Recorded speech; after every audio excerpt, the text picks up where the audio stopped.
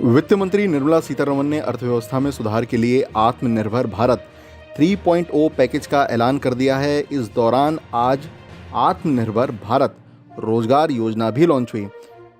You may want to refer to it as Atmanirbhar 3.0. I first start with the first announcement, which is Atmanirbhar Bharat Rozgar Yojana. जब ये घोषणा हो रही थी तब वित्त राज्य मंत्री अनुराग ठाकुर भी मौजूद रहे।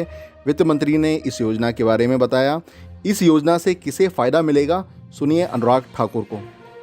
अब नई स्कीम जो है वो आत्मनिर्भर भारत रोजगार योजना लॉन्च की गई है।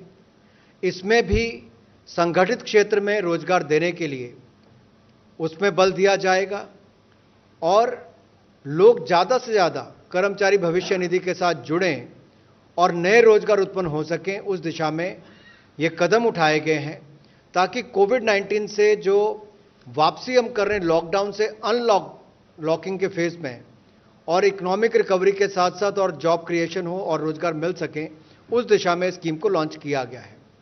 इसमें किसको लाभ मिलेगा? इसमें उन लोगों को लाभ मिलेगा जो या तो पहले ईपीएफओ में रजिस्टर्ड नहीं थे, कर्मचारी भविष्य निधि में रजिस्टर्ड नहीं थे। अगर वो रजिस्टर्ड होते हैं नई संस्थाओं में, 15,000 से कम उनकी अगर तनख्वाह होती है प्रतिमाह, तो वो इसके अंतर्गत लिए जाएंगे। या जिन्होंने 1 मार्च से लेकर 30 सितंबर के बीच में नौकरी जिनकी चली गई होगी और 1 अक्टूबर के बाद उनको वापस रोजगार मिला होगा और ईपीएफओ में उनकी रजिस्ट्रेशन हुई है, तो उनको ही लाभ मिलेगा। इसमें स्पष्ट मैंने इसलिए किया क्योंकि आगे की जो स्लाइड्स आएंगी उसमें आपको और विस्तार में पता चलेगा कैसे हम देश में संगठित क्षेत्र में और ज़्यादा रोजगार लाने की बात कर रहे हैं और असंगठित को भी संगठित क्षेत्र में लाने की बात कर रहे हैं। इससे कर्मचारी और रोजगार देने वाले दोनों को ही बल मिलने वाला है। अब सुनिए अनुराग ठाकुर को मूडीज रैंकिंग को लेकर भारत की अर्थव्यवस्था के बारे में वह क्या बोले। कि मूड देश के अंदर भी ठीक हुआ और मूडीज की रेटिंग भी जो है वो भी भारत के प्रति उसमें सुधार हुआ है। जो -9.6% कही थी उसमें बदलाव करके उन्होंने अब 8.9% कहा है माइनस, और अगले वर्ष के लिए जो उन्होंने 8.1% ग्रोथ पॉजिटिव कही थी उसमें भी 8.6% कहा है। तो अपने आप में दिखाता है कि देश के अंदर तो सुधार अर्थव्यवस्था में हो रहा है, दुनिया भर की नज़रों में भी भारतीय अर्थव्यवस्था और मजबूत होगी, इस दिशा में आंकड़े सामने आ रहे हैं। इससे पहले वित्त मंत्री निर्मला सीतारमण ने बताया कि कैसे कोरोना काल में भी अर्थव्यवस्था मजबूत हुई है। इस बारे में उन्होंने सब कुछ बताया। वहीं वित्त राज्य मंत्री अनुराग ठाकुर ने बताया कि जीएसटी कलेक्शन बढ़ी है, विदेशी मुद्रा भंडार भी बढ़ा है। कोविड-19 महामारी से लड़ने की, और यह भी स्पष्ट दिखता है कि जहां 10 लाख केसेस से कम होकर ये 4,79,000 केसेस रह गए हैं, वहीं पे मृत्यु दर भी देखा जाए तो मात्र 1.47%, यानी कि दुनिया में सबसे कम में से एक है। परचेज मैनेजर्स इंडेक्स की अगर हम बात करें कंपोजिट की, तो वो भी 54.6% पिछले महीने से बढ़कर लगभग 58.9% अक्टूबर में हुई है। ये अपने आप में स्पष्ट दिखाता है कि कितना सुधार हुआ है और पिछले 9 वर्षों में सबसे ज़्यादा है।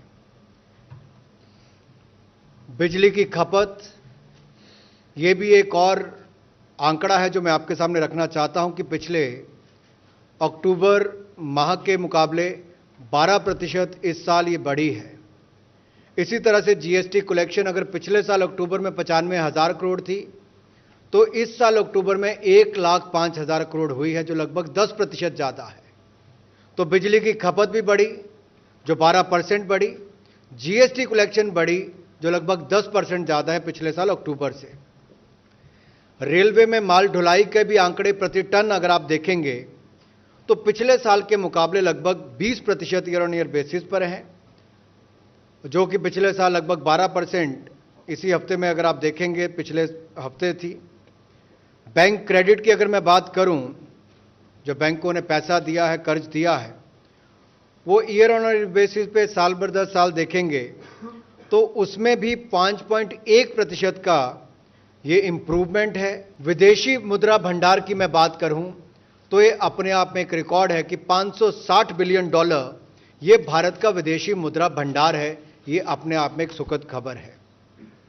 एफडीआई इनफ्लो, विदेशी पूंजी निवेश, ये अगर आप महामारी के समय भी अप्रैल से लेकर अगस्त महीने तक का देखेंगे तो 35.37 बिलियन डॉलर हुआ है, जो लगभग पिछले साल से 13% ज्यादा है।